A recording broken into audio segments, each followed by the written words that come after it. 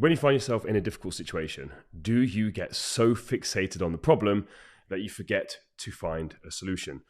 Today, I want to share with you some principles and a strategy that can help you get yourself out of a sticky situation. Because life's always going to throw some curveballs. We always think we got things together, life's great. No. We all know that life is going to throw some problems and we're going to have to deal with them. The problem is we never think it's going to happen to us again. And we just think, oh no, we've overcome that. No. If life teaches anything, it's that we're never going to stop teaching us lessons. There's always going to be something that comes up, even if it's not our fault. Now, the story I want to share with you today happens to come from the Bible. Now, I'm not religious. I believe in spirituality, meaning I believe in this unseen energy that I believe governs the world. However, I believe a lot of the religious texts can teach us some fantastic principles on how to live our lives optimally. Now, this story is the story of Daniel. Now, if you've not heard the story of Daniel, Daniel was very, very well liked. He was an upstanding citizen. The king liked him so much that he actually wanted him to be his predecessor. Now, Daniel's peers did not like this at all. So they conspired to get him thrown into the lion's den. So Daniel's there in the lion's den. He's a nice guy. He hasn't done anything wrong, but life has thrown him this massive struggle, problem, obstacle. He's there in a pit of lions. Now, Daniel gets locked in the lion's den. The next day, the king comes and he survived. And the king says, how on earth this happened? And he basically says, I prayed to my God and he saved me. Now, let's just kind of break this down. What's this trying to teach us? When Daniel got thrown into the pit of lions, if he had gone in there and freaked out and just focused on the problem, he would have been eaten alive. Now, what he did was he basically prayed to his God. Now, my belief on this, and if you listen to the Bible or read the Bible at all, it says, Jesus says, I and my Father are one, yet my Father is greater than I. Now, for me, I'm just going to use my whiteboard here. This is talking about the conscious and the subconscious. So we've got your mind. This is your mind. When you split it in half, you have your conscious and you have your subconscious. So what he's essentially saying is, I and the Father are one. Basically, we are of one mind. We are one, essence, essentially. However, my Father is greater than I. My Father, the subconscious, is greater than the conscious. Now, all he is doing is using his conscious brain to talk to his subconscious. That's all prayer is. You're talking to yourself. And when he was talking to himself that night, he said angels came to protect him. Essentially, when you speak to the subconscious mind, this part of us is the spiritual part. It is the unconscious. It is the unseen part of us. Our habits, our heart beating, it's spiritual by nature. We can't see it. It just happens automatically. So essentially what he's saying there is, when you're faced with a problem, what you need to do is, yes, acknowledge the problem. Because here's the thing, a lot of people say, just ignore the problem. No, you don't want to ignore the problem. You want to actually acknowledge that there is a problem. Consciously acknowledge this is a problem. But if you just focus on the problem, you are never going to get a solution. And what's going to happen is you're going to get eaten alive by that problem. How many times have you done that? Something's not quite gone right. There's a problem you're facing. There's an issue. And you're so fixated on that thing that it feels like you are being eaten alive by lions. How about next time this happens, you use your conscious brain, the conscious part of your brain to talk to yourself, the subconscious part, this unlimited power that you have, this unlimited power source. Your subconscious is spiritual by nature. It is completely unlimited resources. So when you're asking yourself the question, how can I get myself out of this? You are then empowering yourself. You're going to start to look for solutions rather than being eaten alive by the problem. When you start to look for solutions, you start to ask yourself better questions. When you ask yourself better questions, you'll start to find the answer. A lot of people this time of year are struggling with money. A lot of people all around the world are struggling with money. But the more you focus on, I'm struggling with money, I have no money, you're giving your attention to the thing that you're trying to get rid of. Because your attention, there's only two things you can do. You can't focus on two things at the same time.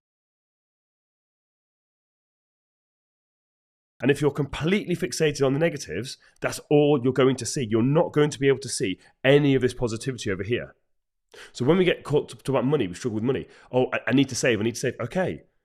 What's that doing? That's focusing on this rather than how can I create more money? What things can I do to generate more money?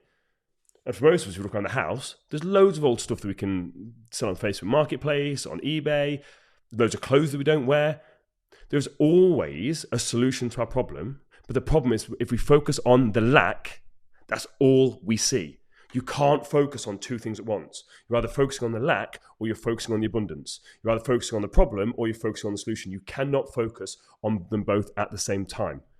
So I'm hypothesizing to you, next time you're struggling with an issue, a problem, something that's really, really, really taken up all your time, energy, and effort, can you take a step back? Can you ask yourself, what can I do to get myself out of this situation? Because that's then an empowering question. Oh, well, you can do this, you can do that, you can do that. Your brain is like Google. Whatever you enter, it will give you an answer. Why can't I get out of debt? Well, you can't get out of debt because you're terrible with money, you've not been raised properly, you're stupid, blah, blah, blah. How can I get out of debt? Well, we get out of debt by doing this, we tried this.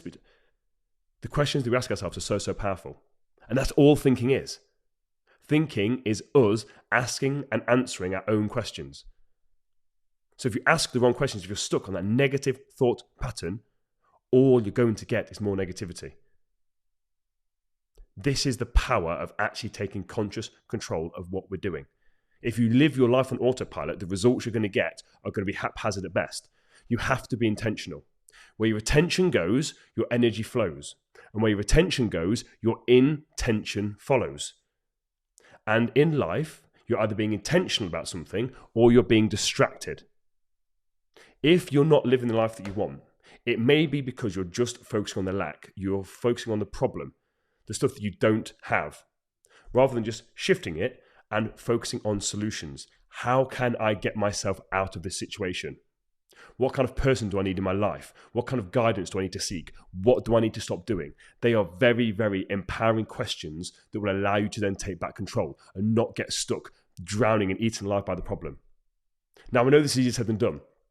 I still struggle with this. But the thing is, you have to, as quickly as possible, notice, I'm getting stuck in that negative thought pattern again. I'm getting stuck just focusing on the negative. I'm just stuck here focusing on the lack, all the negative things I can't do. Rather than, right, well, what positives? What are the positives? I'm not asking you to find the positives in the negative. That can't really happen when you're there. Daniel, I'm sure, was not sat there surrounded by lions and thinking, oh, what's the positive thing I can get from this? No. When he got out of there, his life changed dramatically. And basically the king raised him up and blah, blah, blah, blah. So there was something positive that came out of it in the end.